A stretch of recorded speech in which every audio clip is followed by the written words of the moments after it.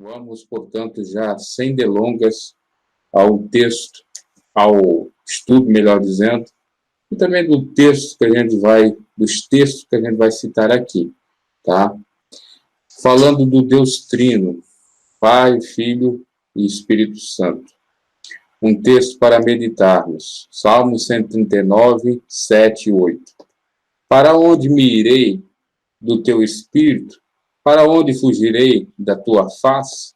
Se ao subir ao céu, tu aí estás. Se fizer no Seol, que seria uma espécie de inferno, ou também as profundezas da terra, a minha cama, eis que tu ali estás também. Então, perceba que até nos Salmos nós temos a referência do teu Espírito, nós temos a referência da tua face, e temos, obviamente, a questão da onipresença do próprio Deus. Né? E, para falarmos um pouco mais acerca disso, temos a natureza de Deus. Quem é Deus? E que é Deus?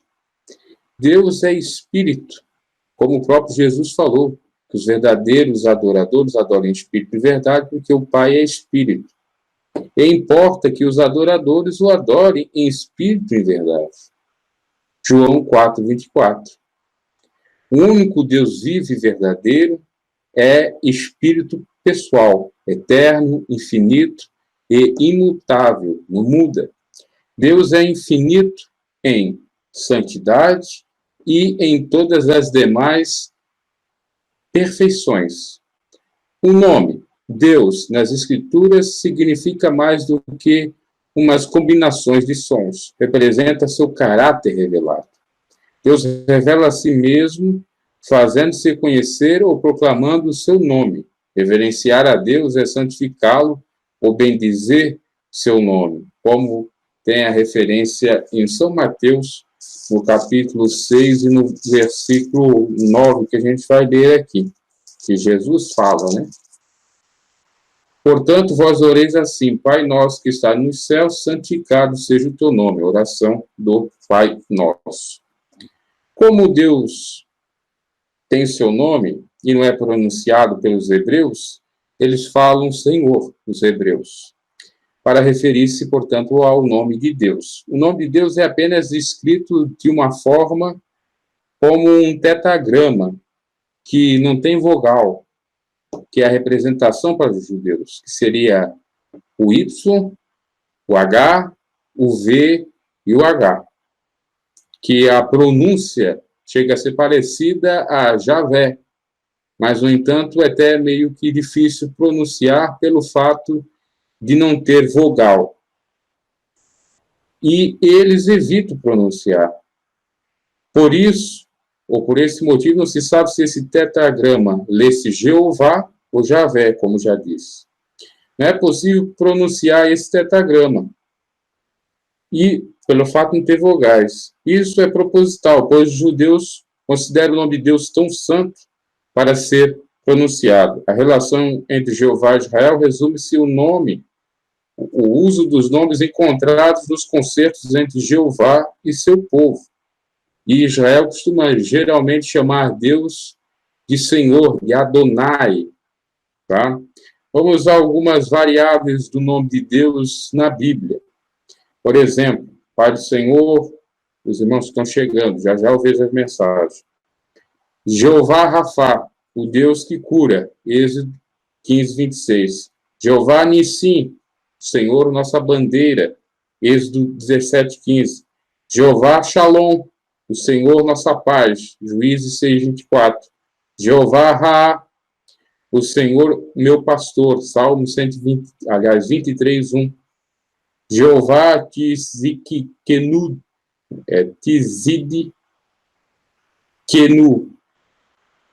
o Senhor nossa justiça, Jeremias 23, 6. Jeová Jireh, o Senhor proverá, ou prover, Gênesis 22, 14, naquele caso do filho de Abraão, de Isaac, que foi levado para o sacrifício. Jeová Shammah, o Senhor está ali, Ezequiel 48, 35. El Eion, ou Elion, Deus Altíssimo, Gênesis 14, 18 e 20, e tem El Shaddai, Deus Poderoso, Êxodo 6, 3. São algumas referências, algumas variações do nome de Deus no próprio idioma, né, que é o hebraico, o aramaico, no Velho Testamento. Como também temos ainda El Olam, que seria o Deus eterno, Gênesis 21, 33. A palavra Pai emprega-se tanto no Antigo como no Novo Testamento, fazendo referência a Deus. Somente aqueles que foram vivificados e receberam nova vida pelo Espírito são filhos no sentido íntimo da salvação. João 1, 12, 13. Que Deus, por intermédio de Jesus Cristo, nos adota. Quando nós aceitamos novamente a Cristo e a sua doutrina, passamos a ser não mais criatura, mas sim filhos de Deus. E aí vem aquele questionamento, né, aquela referência, melhor dizendo, que Jesus falou, né, Abba Pai, né, que é papai. E os filhos de Deus falam papai, chamam dessa forma tão carinhosa, né? Atributos de Deus. Sendo Deus um ser infinito, é impossível que qualquer criatura o conheça exatamente como ele é. Em Êxodo 3:14, o próprio Deus se apresenta e define. E disse Deus a Moisés, eu sou o que sou. E pronto, nós temos que acreditar nisso, né? Não tem como dizer eu sou o que sou, mas o que sou, não tem como filosofar questionando. Não vai chegar a conclusão alguma. Disse mais, ainda dirás aos filhos de Israel, eu sou, me enviou a vós. No conteúdo desse versículo, o Senhor assinala a Moisés seu caráter sobrenatural, além de definições e entendimento humano. Compreender a Deus em sua plenitude seria tão difícil como encerrar o Oceano Atlântico numa xícara de chá. Mas ele se tem revelado a si mesmo o suficiente para esgotar a nossa capacidade. A classificação que pode a gente entender um pouco melhor Deus, a gente pode fazer por intermédio dos atributos de Deus, que são exclusivos do Senhor, que muitos já devem saber, que Deus é onipotente, onipresente, onisciente. Ainda tem outras classificações. Deus é onipotente, ou seja, pode todas as coisas, é o Todo-Poderoso. Isaías 43, 13, Jó 42, 1 e 2. Deus é onisciente, sabe todas as coisas. Esses são os atributos de Deus. Como nós já lemos até em Salmo 139, 1, 16. O conhecimento de Deus é perfeito, ele não precisa pesquisar nem aprender gradualmente, não precisa do Dr. Google, não precisa de nada. Tudo ele sabe. E conhece não só o procedimento, mas também todos os nossos pensamentos. Conhece nós, né? Do mais profundo, do íntimo. Salmos 44, 21 fala disso. Deus é onipresente, está em todos os lugares. Ao mesmo tempo, Salmos 139, 7. Eu não vou aqui ler os versículos todos, senão vai demorar muito tempo. Mas se você puder, é bom. Deus é soberano.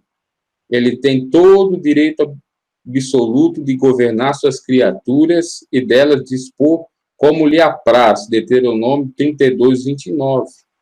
Ou seja, tudo acontece da ordem de Deus, ou por ordem de Deus. Inclusive, Daniel fala que o domínio pertence ao Senhor, que ele tira e coloca o que ele quiser no poder. Não é verdade? É por conta dessa soberania de Deus, que não é equivalente à soberania dos homens, das autoridades da terra. Ele está muito além disso. Ou seja, ele está, vamos dizer assim, 1000 anos-luz na frente, há milhões de anos-luz na frente. Deus é imutável, ele não muda, ele não altera, ou é inalterável nos seus atributos, nas suas perfeições e nos seus propósitos para a raça humana. Tiago 1,17 e Malaquias 3,6. Deus é eterno, é de eternidade a eternidade, é sempre eterno. Não existe um começo e nenhum fim. Salmos é um dos exemplos dos versículos que nos diz que ele é eterno. Salmos 91, aliás, 90, perdão, 1, 2. Ele não está limitado pelo tempo humano. Salmos 94. E, por fim, dentre outros atributos, mas destacando os principais, Deus é perfeito. Ele é absolutamente isento do pecado e perfeitamente justo, conforme está lá em São Mateus 5,48, e o próprio Jesus nos diz para nós sermos perfeitos assim como Deus é, né? Isso são os atributos exclusivos de Deus. Ainda tem outra classificação de atributos.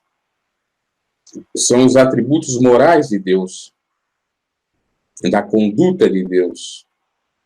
Deus é santo. Salmo 145, 17. Sua santidade significa sua pureza moral, ou a sua pureza ética. Deus é justiça. 1 João 1, 9. Deus mantém a ordem como é para se manter e julga, pleiteia a causa do justo que sofreu injustiça. Ele faz verdadeiramente a justiça. Deus é amor, 1 João 4,8. Seu amor é altruísta, é ágape.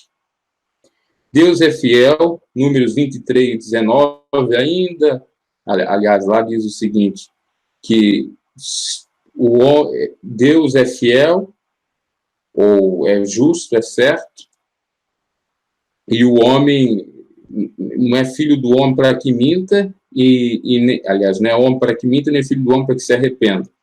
O versículo já não vinha mais à memória, mas é isso que está lá escrito, em Números. E segundo Timóteo 2,13, Deus fará aquilo que ele tem revelado em sua palavra. E ainda mais um outro atributo seria a misericórdia de Deus. Ele é misericordioso. Salmo 103,8, Lamentações 3,22. E Lamentações fala que as misericórdias de Deus são a causa de nós não sermos consumidos. Consumidos por quem? Pelo inimigo, das nossas almas, pelos seus adeptos. Uma série de problemáticas que surgem, né? É exatamente essa a razão de nós não sermos consumidos. Deus também é bondoso. Deus é bom, a bondade de Deus é atributo em razão do qual ele concede a vida e bênçãos às suas criaturas. Salmos 25:8. Aí chegamos à Trindade. Falamos de atributos, falamos de natureza de Deus, um pouquinho como é Deus, né? Se é que a gente pode dizer exatamente quem é Deus, porque é muito complicado, né? Mas falamos um pouco através dos atributos. Agora vamos à questão da Trindade, que é o central. A Trindade é a tríplice, manifestação pessoal que Deus faz de si mesmo. Trindade é o modo trino em que Deus existe. A Bíblia revela 3 pessoas, cada uma divina, cada uma distinta das outras em seu ofício, né? Eles cooperam com a mesma mentalidade, cooperam entre si, mas são distintos. É como se existisse 3 gêmeos, vamos dizer assim. Por mais que sejam semelhantes e iguais, mas você vai perceber que há um detalhe que os diferencia, ou que deixa eles serem distintos como pessoas, apesar de ter no aspecto físico a igualdade, até mesmo em alguns pensamentos, etc. Mas eles são separados, né? Então, a Bíblia nos revela que tem 3 pessoas, cada uma divina e cada uma, como já disse, distinta uma das outras em seu ofício, em seu trabalho. Além disso, são perfeitamente uma em caráter e harmonia, junto constituem uma divindade, sem nunca serem 3 deuses, né? E aí já é uma doutrina pagã, dizer que existe Deus. Não, é um único Deus de fato, mas em 3 pessoas. Conforme nos revela Mateus 3, 16 e 17, que nos diz o seguinte: e sendo Jesus batizado, saiu logo da água, e eis que se abriram os céus, e viu o Espírito de Deus descendo como uma pomba, e vindo sobre ele. E eis uma voz dos céus dizia: esse é meu filho amado, em quem me comprazo. Aqui já é um versículo que dá fundamento para refutar a tese unicista, ou da unicidade. Porque no próprio batismo de Jesus teve a manifestação dos 3 entes, das 3 pessoas da Trindade. Jesus estava ali como Deus incorporado, o Espírito Santo estava como a figura corpórea de uma pomba, e a voz que ecoava nos céus, que não aparecia, mas a voz, era o Deus Pai. Eu quero ver eles refutar isso. Isso não foi alterado ou adulterado na versão da Igreja Católica ou da Bíblia da Igreja Protestante. Não tem como eles falar disso, né? Se fosse apenas um só, como que Jesus estaria ali, o Espírito Santo estaria ali e Deus estaria ali? Era mais fácil o próprio Jesus, né, já dizer ou falar de uma maneira maravilhosa que era o próprio Deus. Mas não, teve a manifestação dos outros dois, tá? É muito interessante. Já já a gente vai entrar na discussão dessa temática, né? Central de trindade e unicidade. Estou falando apenas de trindade. Depois eu vou falar de unicidade e aí fazer o confronto, vamos dizer assim. Deus é uno e trino. Veja, Deus é uno, é único mesmo, mas é trino, por conta de ter três pessoas distintas, como já falei. Deus Pai é a plenitude da divindade, invisível. Deus Filho é a plenitude da divindade manifesta. E Deus Espírito Santo é a plenitude da divindade, operante. Invisível o Deus Pai, porque Moisés tentou ver Deus e não viu, né? Viu apenas a sua sombra. Ele descosta seu rosto, melhor dizendo, né? Um pouco. Porque não dá para ver. Depois que houve pecado no mundo, os seres humanos, os profetas não viram e nem nós vimos Deus. Podemos ouvir. O Espírito de Deus está aí, que opera. E o Espírito, ou a pessoa de Jesus Cristo, já esteve, já se manifestou, agora está à destra de Deus Pai. É muito importante sabermos disso. A Bíblia ensina e demonstra que Deus é ao mesmo tempo uno e trino. Uno no que diz respeito à divindade. É só um. Somente existe uma divindade. Ele é trino no que diz respeito à personalidade. Então, divindade é uma, personalidade é três. É como se ele tivesse... Aí existe a questão de a pessoa ter dupla personalidade, ele tivesse tripla personalidade, tá?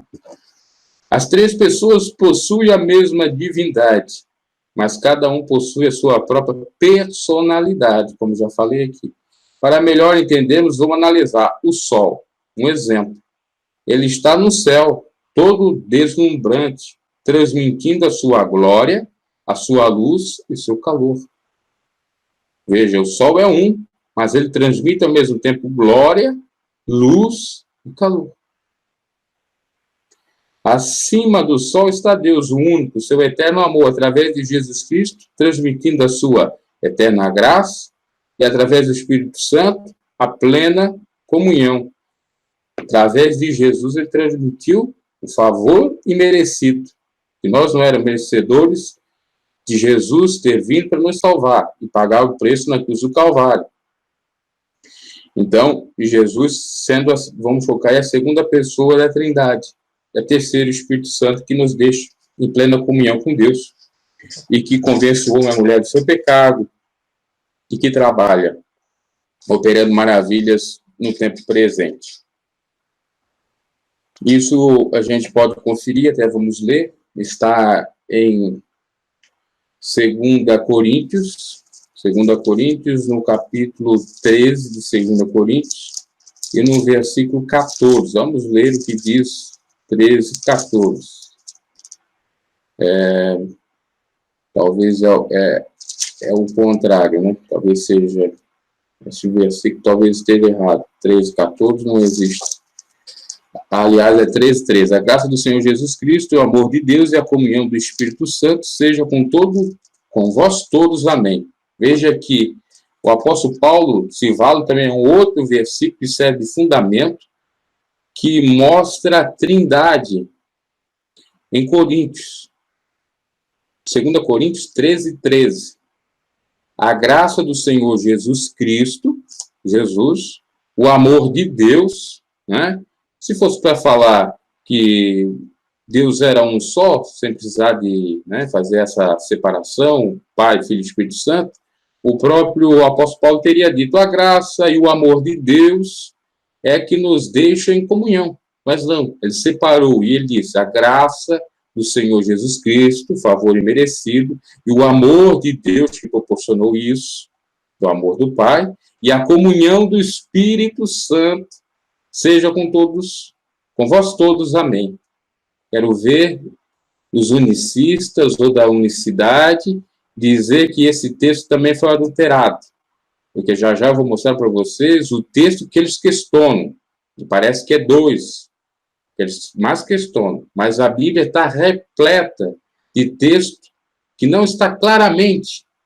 Você não vai encontrar trindade nem unicidade na palavra de Deus escrita, mas você vai ter indícios fortes de que, de fato, há a trindade, que a gente pode chamar exatamente de um Deus que tem 3 personalidades. Vamos seguindo. Suas operações concernente à criação. Deus Pai criou, Efésios 3:9. Deus Filho executou, João 1:3. E Deus Espírito Santo vivificou, João 6:63. Nós vamos ler até esse versículo, porque já que a gente já entrou na temática propriamente da Trindade, é necessário ler para a gente memorizar esse versículo, a fim até mesmo de refutar essa teoria, ou até mesmo essa heresia pregada da corrente unicista, tá? Então, nós vamos para Efésios, que fala de Deus Pai criou, Efésios, no capítulo 3 e no versículo 9, que nos diz o seguinte: e demonstrar a todos qual seja a dispensação do mistério, que desde os séculos esteve oculto em Deus, que tudo criou. Então, Deus tudo criou. E se nós formos lá em Gênesis, nós vamos perceber, na criação principalmente dos homens, do homem, né? Ou do homem e da mulher, e a gente já pode até ler esse versículo, que é lá em Gênesis 3, no seu capítulo 3, no seu versículo, aliás, me parece que até é no versículo, não é no 3, é no 2, né? Que nos fala que Deus fez o homem, aliás, perdão, é no 1, versículo 26. E disse Deus: façamos o homem à nossa imagem, conforme a nossa semelhança, e domine sobre os peixes do mar, sobre as aves dos céus, e sobre o gado, e sobre toda a terra, sobre todo réptil que se mova sobre a terra. E criou Deus o homem à sua imagem, e a imagem de Deus o criou, macho e fêmea os criou. E disse Deus: façamos o homem. O façamos o homem leva a crer que estava ali tanto Deus Pai, Deus Filho, Deus Divino e Espírito Santo. É um outro versículo que dá um certo embasamento à corrente, que eu acho que é a mais coerente, da Trindade. Então, Gênesis 1:26. Vamos agora a João 1:3. João, aí é o evangelista João, né? É o evangelho de João, melhor dizendo. 1:3, que nos diz o seguinte: todas as coisas foram feitas por ele, e sem ele nada do que foi feito se fez. Ou seja, Deus criou tudo por conta de Jesus Cristo. E se ele não existisse, nada do que foi feito se fez, ou se faria. Então, Jesus, o Deus Filho, é que executou de fato. E lá em João, o próprio João ainda, no capítulo 6, no versículo 63, nos diz o seguinte, já falando do Espírito, que ele vivifica.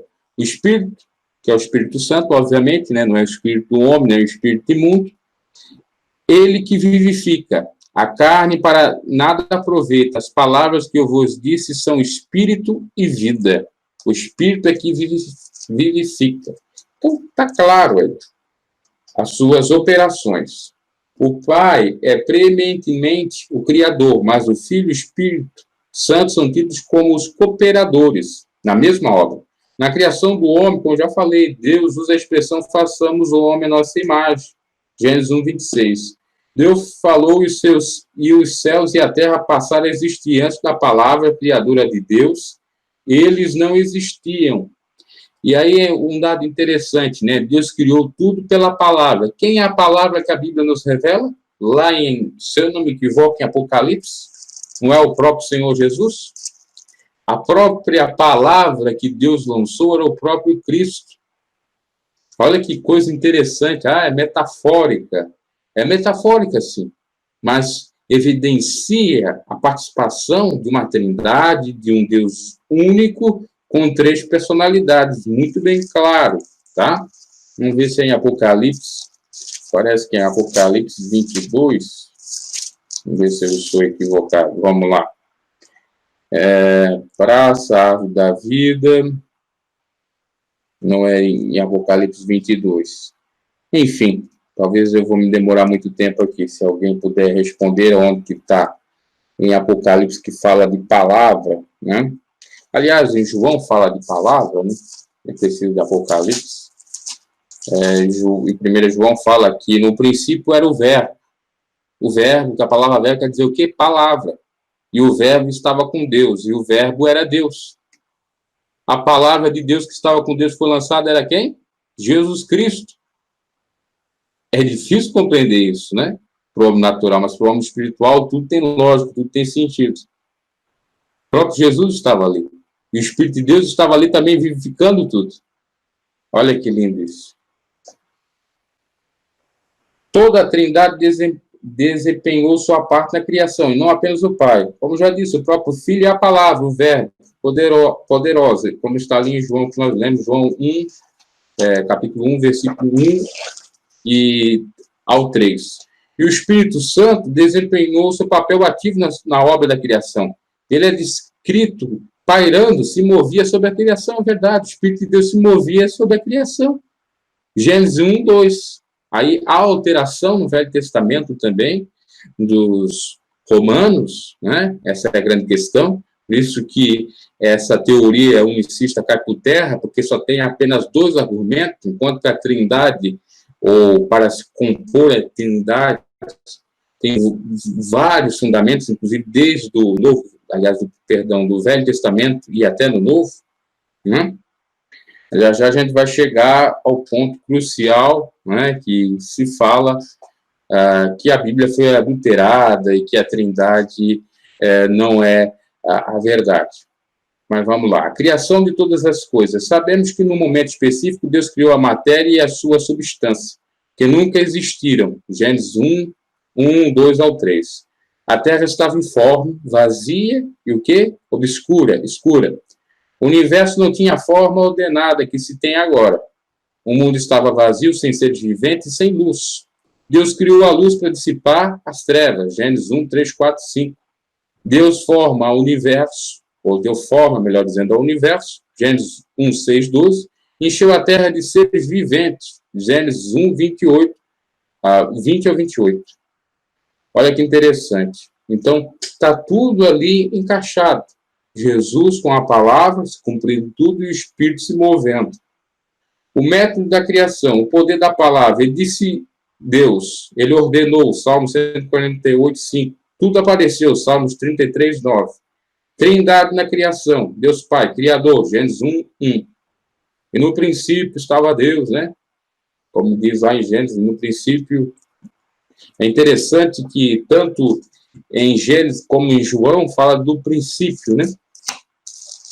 E no princípio criou Deus os céus e a terra. E em João 1, já isso no Novo Testamento, nós temos no princípio estava o verbo, porque lá fala do início do pacto de Deus com os homens, né, com Moisés e tal, e aqui já fala do início do novo pacto, do Novo Testamento. E no princípio era o verbo, que já trata de Jesus, lá se tratava, obviamente, do Deus Pai.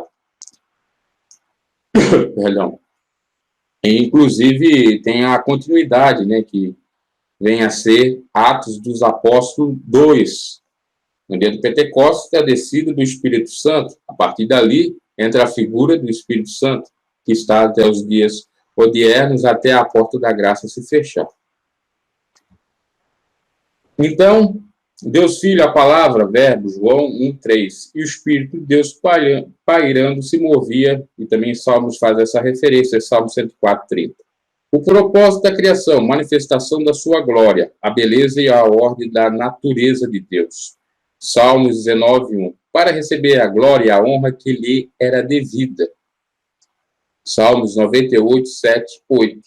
Para comunicar-se amorosamente com o ser humano e receber sua gratidão e adoração. Isaías 60:21. Para que a terra fosse habitada. Concernente à redenção, o Pai planejou a salvação. Gênesis 3:15. Quando ele diz que da barriga da mulher sairia um que iria pisotear a serpente. Ali já tinha o planejamento de salvação. O Filho consumou a salvação, em João 19:30. Me parece que é aquela frase que Jesus diz: Pai, entrou as mãos, entregue o meu espírito, já está tudo consumado. Vamos ver se é exatamente isso.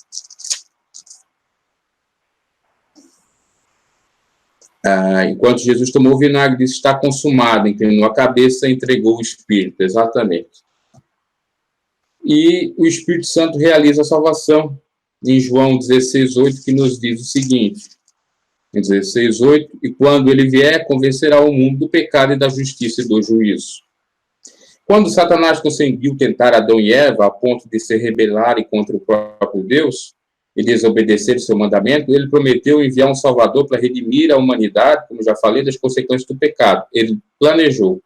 O Filho entrou no mundo e, de uma maneira nova, tomou a si mesmo a natureza humana e lhe foi dado um novo nome, Jesus, que ele consumiu, né? Ou Yeshua, como se fala, principalmente da origem grega, enfim, do Novo Testamento, exatamente. O Espírito de Deus entrou no mundo, isso é como um substituto de Cristo, operando na igreja. Ele realiza, portanto. O Pai testificou do Filho, Mateus 3,17. Eis que uma voz do céu dizia: esse é meu Filho amado, em quem me comprazo. O Filho, Jesus, testificou do Pai, João 5,19. Mas Jesus respondendo, disse-lhes: na verdade vos digo que o Filho por si mesmo não pode fazer coisa alguma. Olha que interessante. Se não vir fazer ao Pai, porque tudo quanto ele fez, o Filho faz igualmente. O Filho testificou do Espírito Santo também, que seria o seu sucessor aqui na terra, dando continuidade. João 14:26. Mas aquele, o Consolador, o Espírito Santo, que o Pai enviará em meu nome, vos ensinará todas as coisas e vos fará lembrar de tudo quanto vos tenho dito. E o Espírito Santo testificou do próprio Filho, de Jesus Cristo. João 15:26. Mas quando vier o Consolador, que eu, da parte do Pai, vos hei de enviar, aquele Espírito de verdade que procede do Pai, ele testificará, ou dará, então, testemunho de mim, de Jesus. A doutrina da Trindade é claramente revelada, portanto. Essa revelação encontra nas Escrituras, em 2 Coríntios 13:13, como já citamos, né? Para os sentidos físicos do homem, vemos as três pessoas da Trindade no batismo de Jesus, 16:17. O Pai falou, o Filho estava sendo batizado, o Espírito Santo desceu em forma visível de uma paloma, como diz os espanhóis, uma pomba. Analogia da natureza para melhor compreensão. Por exemplo, Deus é comparado como a água. A água em si é única, mas ela é conhecida sob outras formas, porque tem um estado dela líquido, né, que é ela mesma, no seu estado sólida, né, que ela já fica mais firme, e tem no estado gasoso, ou gasosa. No Sol, como a gente já disse, ele tem também 3 formas, ou se manifesta de 3 formas: luz, calor e fogo. O triângulo tem lados e 3 ângulos. Tira ali um lado e não é mais um triângulo. Verdade. A própria natureza, que o Salmo vai dizer que inspira a Deus, ou que comprova a magnitude de Deus, já nos mostra um pouco da essência de Deus, né? Porque as coisas são parecidas, como, inclusive, nesse caso aqui, da Trindade, como o fogo, a água, o triângulo, etc. Finalmente, a doutrina da Trindade oferece um cálice de doce regozijo de alegria e sublime felicidade, quando podemos entender que o Pai está no trono da glória, regendo o universo. O Filho está entronizado à sua destra, à sua direita, aguardando o dia da sua vinda, que ele não vai fazer sozinho, é só quando o Pai disser, é agora, aí o Filho vem. E, enquanto isso, uma pessoa divina mora conosco. Nós somos o templo do Espírito Santo de Deus, do Deus vivo, do seu Espírito, e está em nós, executando a sublime tarefa da santificação e aperfeiçoamento espiritual. Portanto, o Espírito Santo, Paráclito divino. Deus seja louvado em suas três maravilhosas pessoas, Pai, Filho e Espírito Santo. O interessante é que esse artigo, que eu estou me pautando aqui, ele nem citou os outros artigos que dão um fundamento, né, à Trindade, que também dão, e que são polêmicos. E é nesse que nós vamos entrar agora, que a teoria unicista acaba dizendo que não existe Trindade na Bíblia. Ora, como já disse, você não encontra Trindade, a palavra na Bíblia, bem como unicista você não encontra também. Isso foi conjectura criada pelos teólogos, ou seja, a palavra criada pelos teólogos, coloca lá, de acordo com a teologia, o que vem a ser, tem várias palavras difíceis, né, que a teologia utiliza para falar de alguma coisa bíblica, e não necessariamente, ou boa parte dela não está. Mas vamos os textos que são, de fato, polêmicos, entre aspas, que segundo os unicistas, ou da unicidade, teriam sido adulterados pela Bíblia Católica, e, portanto, a trindade, ou a visão trinitariana, ou trinitarianismo, né, é uma balela criação de padres, ou até mesmo de reformadores, de pastores protestantes, etc. Vamos lá, esse texto, principalmente, é o principal, tá? 1 João, é epístola, tá? Não é lá no Evangelho de João, é 1 João, no seu capítulo 5, 1 João, já estamos aqui em 1 João, capítulo 5, você já deve até conhecer essa passagem, mas é essa aqui que eles duvidam. 1 João, capítulo 5, versículo 6 ao 7. Vamos ler. Esse é aquele que veio por água e sangue, isso é, Jesus Cristo. Não só por água, mas por água e por sangue. E o Espírito é o que testifica, porque o Espírito é verdade. Vamos ao versículo 7. Porque 3 são os que testificam no céu, o Pai, a Palavra, o Espírito Santo, e esses 3 são um, não é verdade? E vamos até o versículo 8 também. E 3 são os que testificam na terra, e o Espírito, aliás, o Espírito, a água e o sangue, esses 3 concordam num. Aqui está revelando algo divino, está revelando a Trindade, né? Somente no versículo 7, que nos diz o seguinte, que no céu são 3 que testificam. O Pai é Deus, a Palavra a gente já sabe que é Jesus, e o Espírito Santo. E na terra ainda teria 3, que seria o Espírito, o próprio Espírito Santo, a água que faz figura, ou remete ao batismo nas águas, né? O novo homem, a nova mulher, né? Sepultando o velho homem, ressurgindo um novo homem, uma nova mulher, nova criatura, e o sangue, que seria o sangue de Cristo, que ele derramou para perdão dos nossos pecados. Seriam essas 3 figuras. Na questão aqui, que diz que está adulterado, os unicistas, e que foi pela versão Vulgata latina, no século XVI, bem no século da Reforma, que nesse versículo 7 foi acrescentado essa questão aqui de Pai, Palavra e Espírito. Esses são um. Porque aqui dá embasamento exatamente a Trindade. E aqui, segundo eles, de maneira alguma poderia ser, porque foi adulterado. Pois na versão no grego e na versão inglesa não aparece o que está aqui. Então, com base nisso, eles querem afirmar que a teoria, para eles, a teoria da Trindade é balela. Mas Mesmo que isso seja verdade, a gente já viu aqui vários outros exemplos que nos demonstram, melhor dizendo, ou mostram claramente que o Pai, o Filho e o Espírito Santo são pessoas distintas, permanecendo ou sendo um mesmo Deus, ou único Deus. Tá? Até eu vou procurar para ver se eu consigo compartilhar para vocês o texto. Encontrei, eu vou mostrar para vocês, aí fica mais claro para vocês entenderem do que se trata.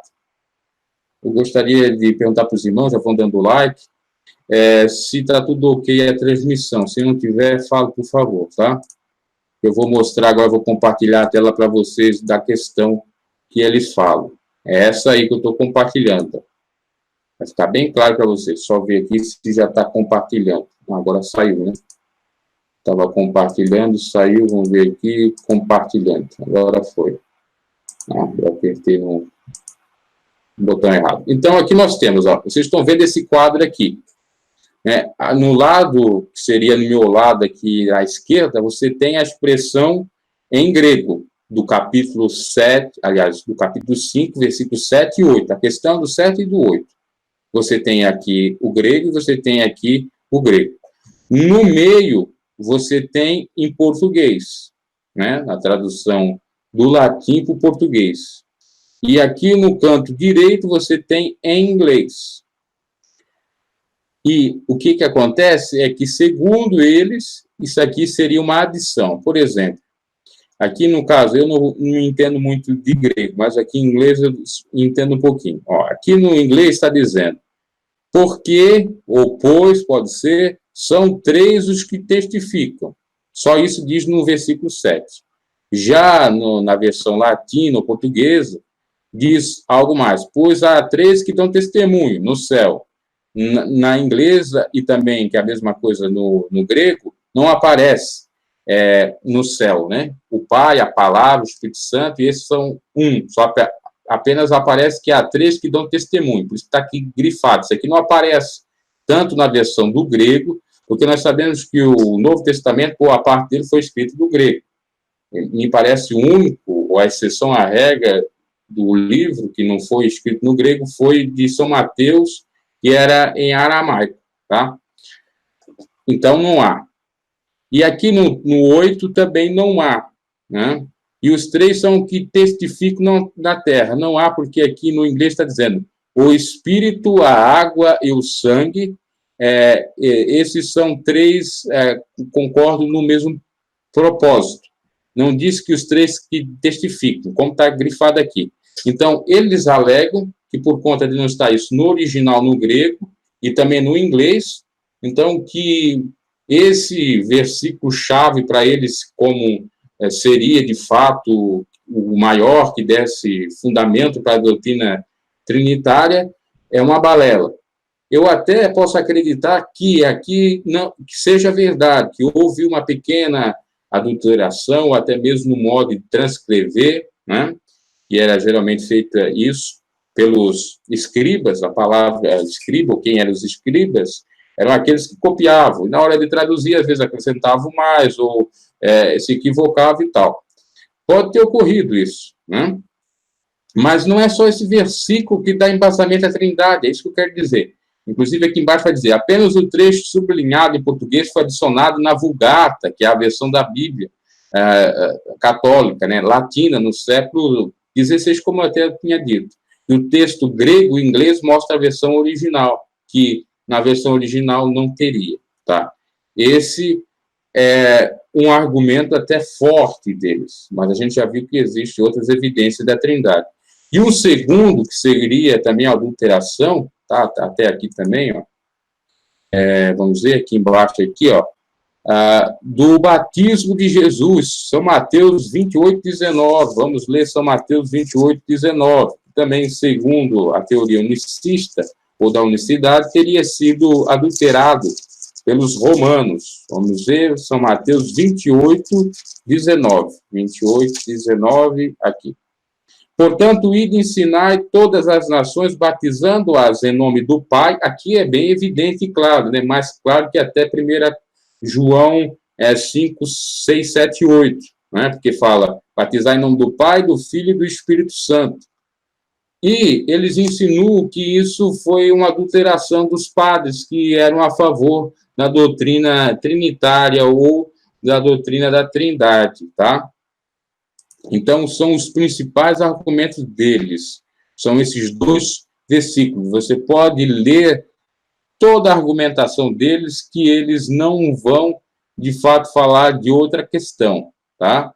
Eles até falam um pouco da questão, faz ali uma alusão do fato de Jesus ter dito para o bom ladrão, né, que é Dimas, que hoje mesmo estaria no paraíso, que aquilo ali não pode ser interpretado ao pé da letra, enfim, eles inventam uma série de questionamentos também, tá? E eles nem falam do batismo, essa é a grande verdade. O batismo de Jesus, que é bem evidente. Enfim, é um texto longo, e aí vão falar do batismo, que não se deve batizar em nome do Pai, do Filho e do Espírito Santo, porque na igreja primitiva não se fazia isso, batizava-se apenas em nome de Jesus, e aí vão refutar, mas os versículos precisos que eles refutam é exatamente esses dois, tá? E tentam refutar. Ali na questão de Atos, até vão ver aqui Atos dos Apóstolos, vamos ver um versículo aqui que fala, Atos 8,16. Vamos a Atos 8,16. Isso aqui também tem que ser analisado com muito cuidado também, tá? Atos 8,16, que fala do batismo, como é que era feito os batismos pela igreja primitiva. Encontrei aqui. Porque nenhum deles tinha ainda descido, mas somente eram batizados em nome do Senhor Jesus. A questão do nome do Senhor Jesus não quer dizer necessariamente que o nome do Pai, do Filho e do Espírito Santo não era falado. Era porque existia o batismo de Jesus versus o batismo batista, vamos dizer assim, de João Batista. Inclusive, é uma passagem que,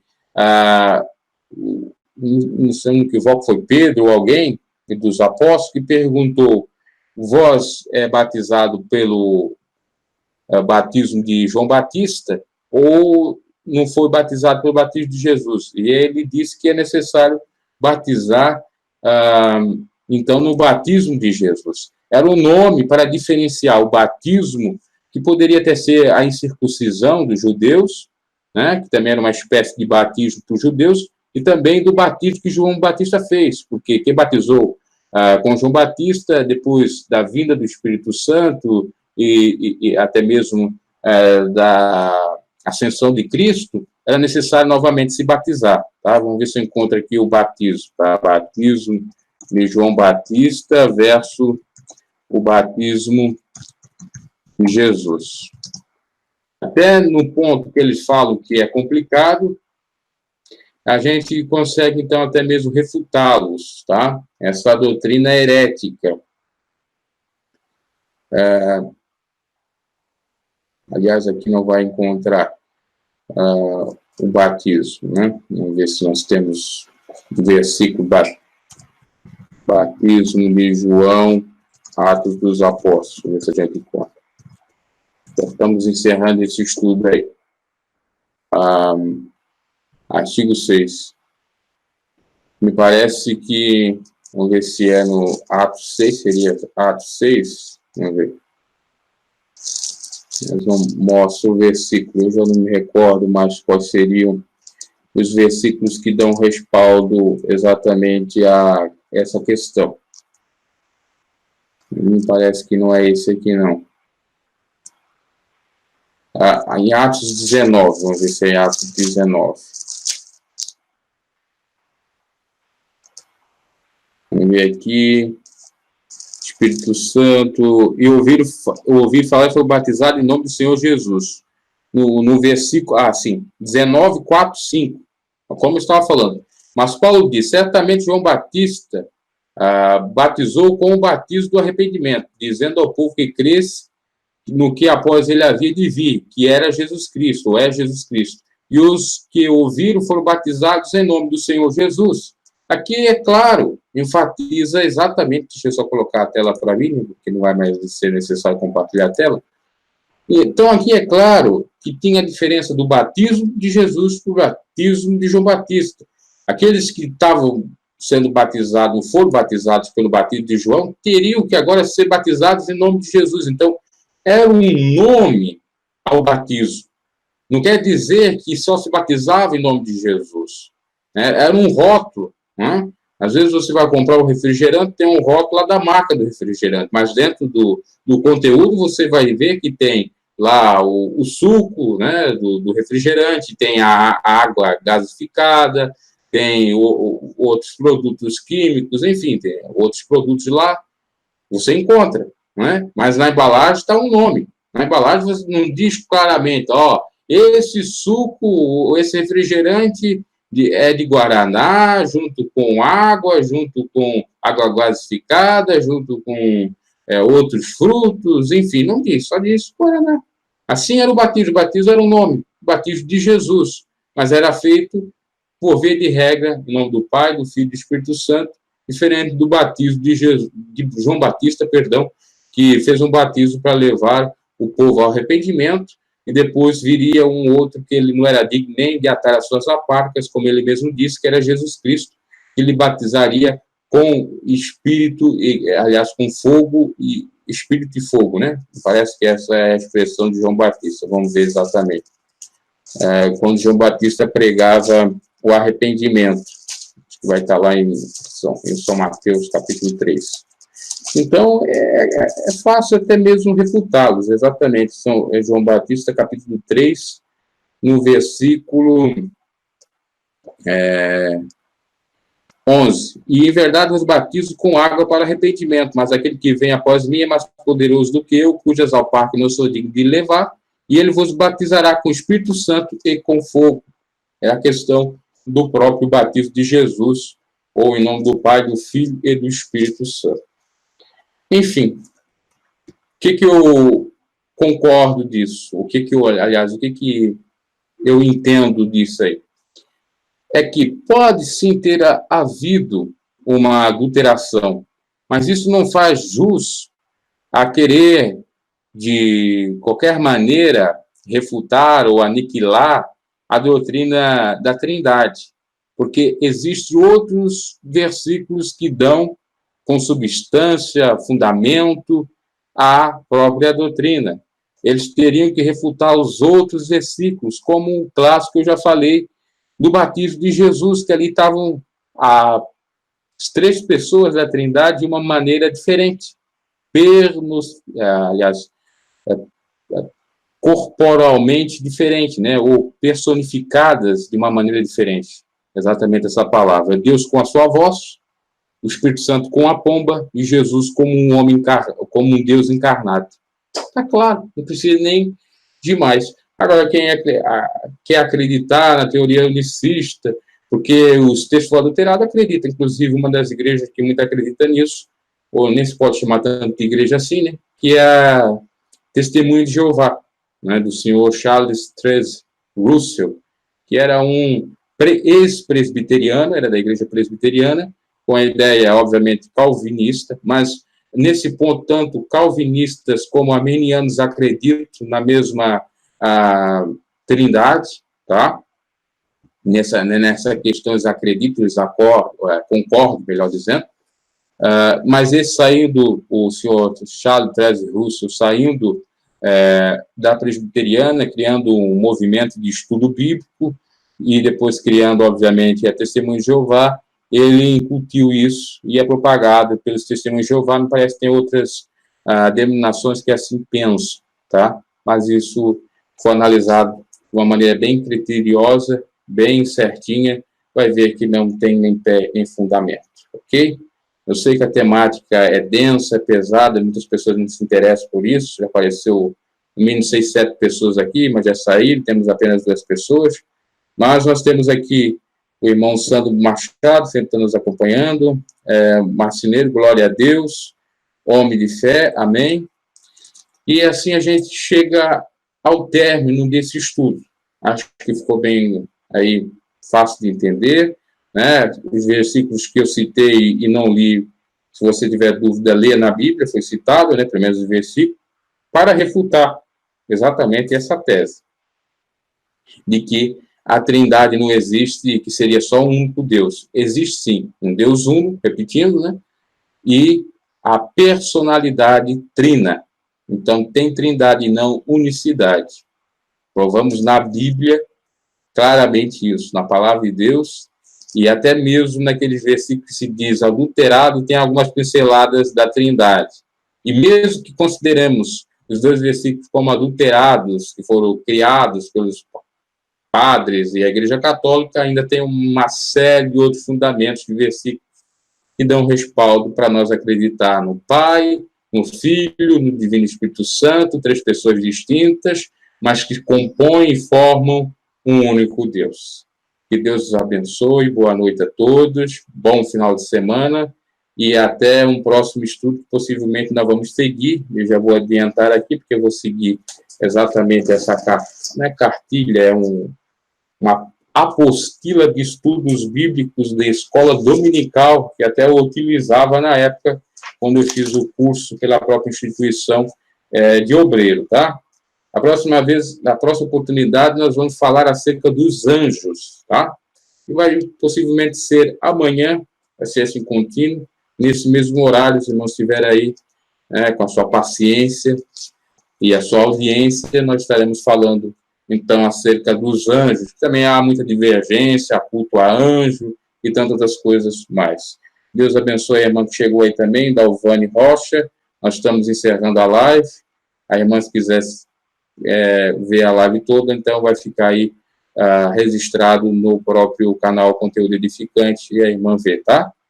Boa noite, paz de Cristo. Eu já estou na finaleira aqui. Dê o seu like. Se porventura não é inscrito no canal, se inscreva. E se puder ajudar o canal, também ajude. Está abaixo, tudo aí. As informações abaixo no link da descrição. Bem como se quiser entrar em contato conosco pelo e-mail abordagemcristã@gmail.com. Para sugerir uma temática, para falar de algumas ideias ou para ajudar o canal, etc. Estamos à disposição. Deus abençoe, boa noite a todos e até o próximo estudo. Quando você em Deus deposita a sua fé, fé em Deus.